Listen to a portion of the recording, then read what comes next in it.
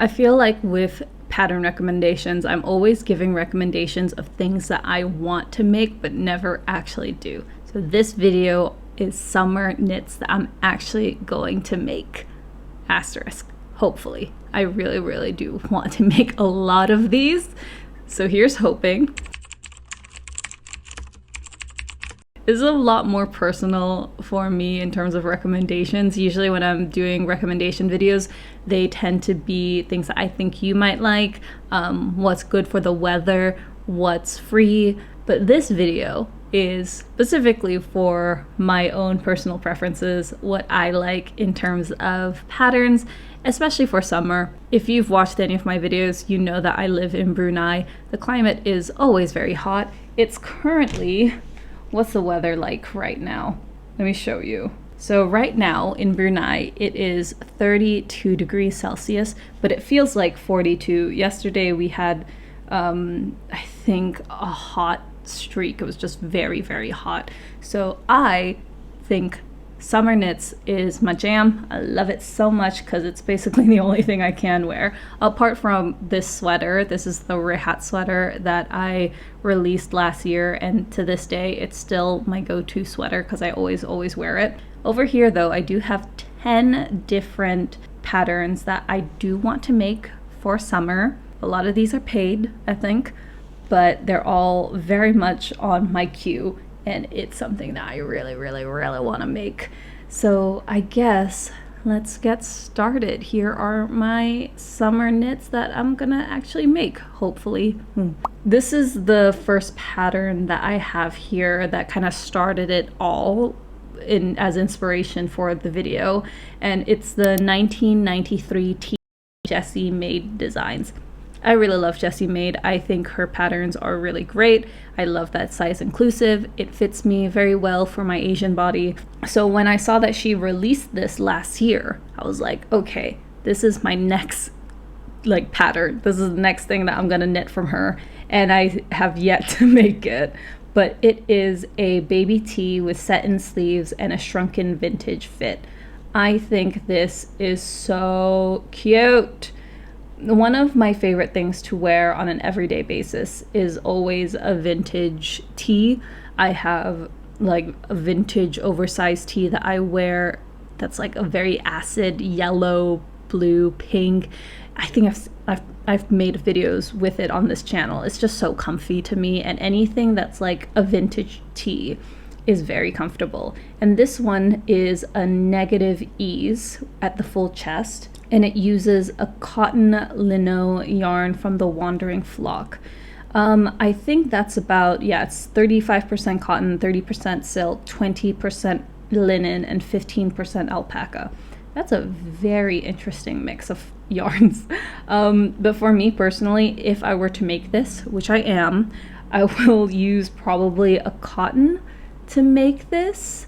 I do have a lot of Shopji's Katona, although I might do something with 100% cotton. I do have some from Sawstring Green. I have a lot of leftover drops that I think would be really fun for this project.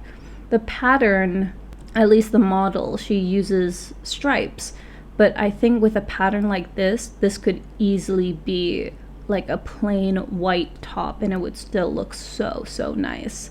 Yeah, I think it's just really pretty in my opinion. And it uses sport weight yarn. It's not fingering, it's not DK, and I think that's just the right amount to make this a really nice cropped tee.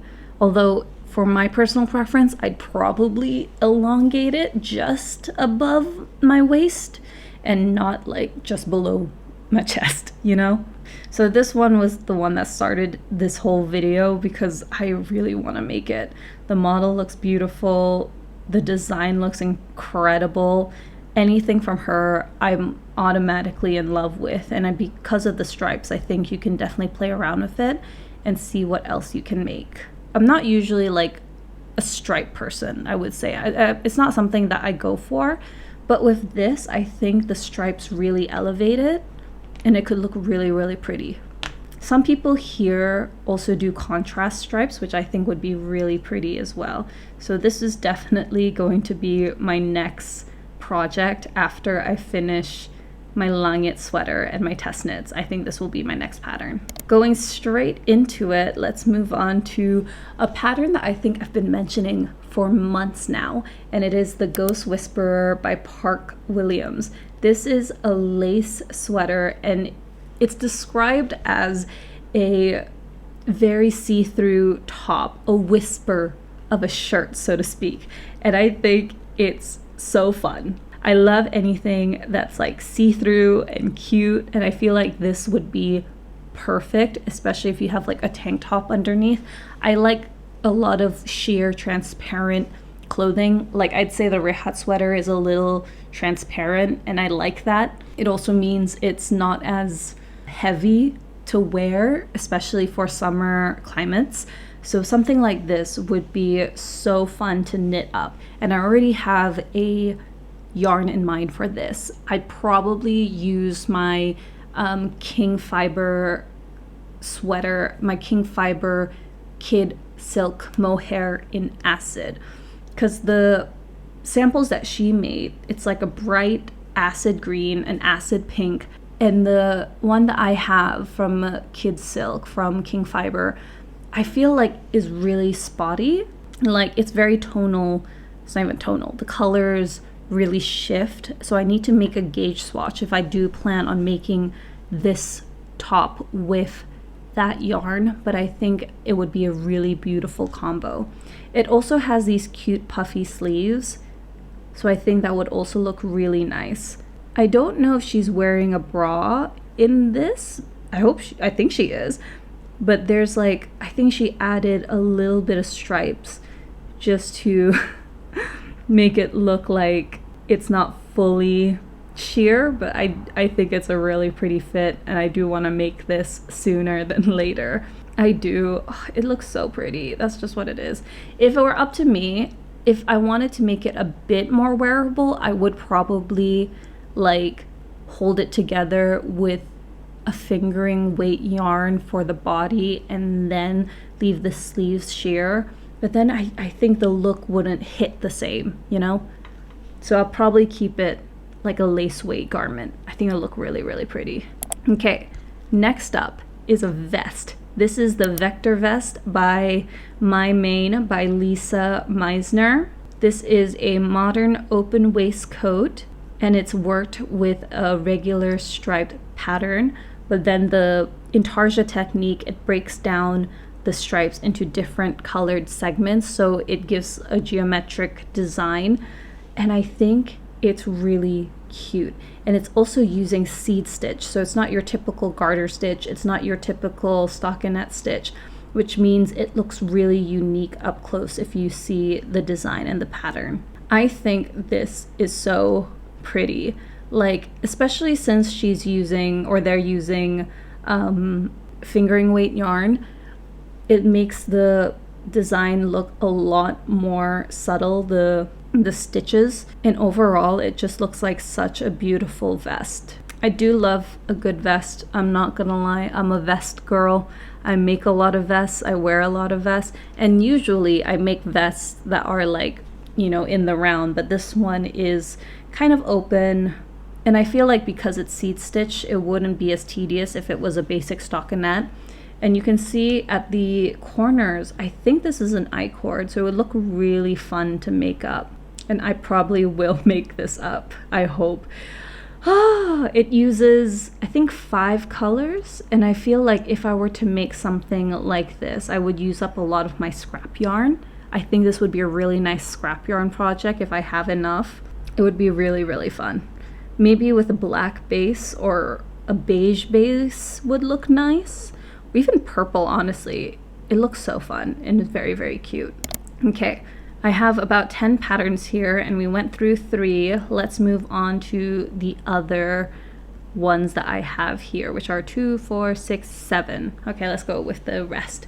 This one is Hey Sailor by Andrea Mowry. Andrea Mowry is a very, very popular knitwear designer, both here on YouTube and in general. I think she's very popular. Her designs are really incredible. I've never actually made any of her designs, but this one here is so pretty. It is a reversible cardigan, so you can wear it either with the buttons in front or the back. And it's also a really nice design, like in my opinion. If you see how the knits look like over the stitch pattern, you can see that there's stripes, but there's also squares, and I think it makes the pattern look so unique and almost hexagonal. Almost, not quite. You can see how the stitch pattern is working up. I can see though that this would be such a labor of love because it uses 3.25 and 2.5 millimeter needles to work on this. It would take me at least probably 2 or 3 months to work on this, but I feel like it would be worth it. This yarn is 70% merino, 30% cotton. It's knitting for olive. No, I'm incorrect. It's 70% cotton, 30% wool merino by Knitting for Olive, which I have some Knitting for Olive, but I haven't made anything with their cotton merino yet. Though I think next time I go to Singapore, I'll probably stock up on that. And it comes with 11 sizes. There's really not much for me to say about it. I think it's really, really pretty. And the design is so nice. If I were to make something with this, I would likely have to wait until I actually get the yarn, because I would want to make it with the cotton merino from Olive, just so it looks as nice as it can be. And it only uses 2 different colors, so I'm hoping that that's enough for me. Here's hoping. That I know Knitting for Olive, at least in this part of the world, is slightly more expensive than what you can get, let's say, in Europe. But yeah, I really love the design. It's been on my favorites project for a long time now, so hopefully one of these days I will actually make it. Next up is Look at My Holes by James and Watts. I really do like making their stuff. I just finished the rib lace raglan, I think a few weeks ago, and I really enjoyed it. So the next thing that I want to make is Look at My Holes. The sweater is just so fun. Like, it's not even a sweater, to be honest. It's like a mesh top that you would go to what I imagine would be a very, very fun, cool rave. Where I would go to wear this, I do not know yet, but one day I will. But it just looks so fun. And this is definitely something that I feel like would be so appropriate to wear for the summertime. There's options, I think, to do it long sleeve or short sleeve, although I could be wrong. That being said, in the rib lace raglan, they did give some options on how to make it longer to fit a long sleeve, which was what I did. So you can definitely keep this long sleeve or short sleeve. I personally probably would keep it at a short sleeve, maybe. Actually, no, maybe I would do a long sleeve. I think a long sleeve would look really, really nice with this, because I think it would be really fun. But then if I did it with a long sleeve, then I feel like I could wear it over other t-shirts and it would look really fun too. I'll have to get a think about this, but it does use DK weight yarn and not a lot of yardage. I think it goes up to 5x and it only uses about 573 yards. So this is definitely doable when it comes to making something. I think it would be a really great stash buster if you have any like leftover skeins of yarn, because the open mesh pattern is so fun to look at.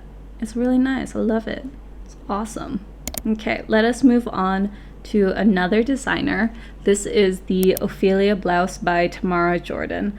I've made something from her. I did a test knit for her bag, I think a couple of years ago, and I really love her designs, but I've never found the time to really make anything like tops from her yet.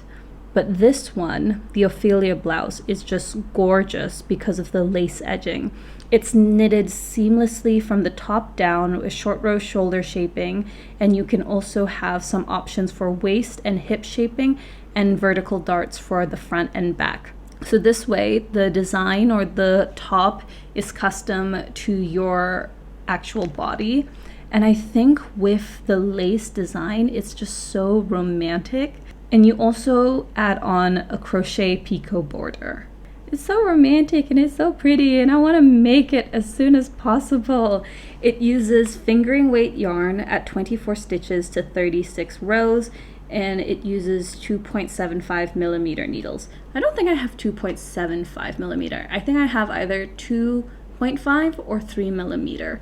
But I think with this, the smaller needles work in its favor because it's just so beautiful and so romantic. And even with the buttons, I like how the buttons kind of create this open hole look to it that makes it a lot more romantic as well. I think just to make it a bit more wearable for me, I would lengthen the sleeves and I would make it maybe more, instead of like right here in some of the samples, I bring it down slightly just to make it a bit more wearable for my own personal preference. Going straight into a dress, and I feel like you can see where my personal preference when it comes to knits is. This is the Banko Dress by Le Pull. It is using DK weight yarn, and because it's a dress, it's going to use a lot of yarn, but surprisingly not as much yarn. I think it's about 600 to 840 meters. But this one is also kind of like a see-through dress in my opinion. I think it's a very unique stitch, which I think is really, really cool and gives this more open mesh kind of vibe. Some people love it, some people hate it. I think it looks really fun and I would definitely layer this. Like I would wear it layered on top of a skirt and a t-shirt, you know what I mean? I think that would look really, really nice over this. It's a very basic dress. It's just a A-line. It's very straight, but if you know how to do like shaping, I feel like this one would be a really nice base to do that. It uses cotton silk DK, so that's 78% cotton, 22% silk. I would probably make it in a cotton as well. I think for summer, you always want to go for cotton, you want to go for silks, something that's really nice. So I would definitely choose this one if I were to make another dress. I made one dress, I think it was the Made You Love dress, or was it Made You Look dress? It was by Vanessa Fleming. And that dress took me probably about 3 or 4 months to make. It was such a labor of love. It was a hardship, but it looked absolutely beautiful. That being said, I feel like the bust really showcases the bust because it's a milkmaid dress. So I don't wear it as often as I wish I could, but I think this one would be a nice dress to make for the next time around. I have to prepare myself to make a dress, you know what I mean? Like a dress is making a dress is a challenge that you kind of have to prepare yourself for because it's going to take a long time. If you make a mistake at the bust, you might have to go back up and fix it. And it's a lot of stockinette, so you gotta take a lot of breaks when you make a dress. My battery's almost dying, so we gotta push through. The next thing here that I have is a pair of shorts. It's the Bliss shorts by Mookie Crafts. It was released a few years ago, and it has pockets. There are so many patterns on Ravelry of basic stockinette shorts. I've made a pair myself, the So Summer shorts by Jessie May Designs, but this one I chose specifically to make next because it has pockets, and I think that would be so fun to make something with pockets. God, how many times I say pockets in this video. So this one is kind of oversized. It looks like a skirt, so she describes it in this pattern as a lightweight yarn with hidden pockets, and it's supposed to give you a playful and feminine look. It's got the ease of shorts and a grace of a skirt. So I think this one will be my next pattern, to be honest. It uses quite a lot of yarn, I would say, although that's a given considering it is shorts. And you would be considered like, I would say an intermediate if you were planning on making this. I would say it's best you try working on this. If I could, I would make some pants out of shorts and just keep extending and extending, but you would need so much yarn to make a pair of trousers. I think this one would be great to just lounge around at home, which is why I put it in here, and it would be really fun. Okay, next up, so I have the last two right here. The next one I would consider fall adjacent because it is a vest, but I would wear it for the summertime. And it is the Mood Slipover by Spectacle Strick, or Me Fearing. I've seen the slipover all over Instagram, and I think it's such a fun piece. It's so fun and cool. Like, do you see the smiley faces? I love it, and I love the design.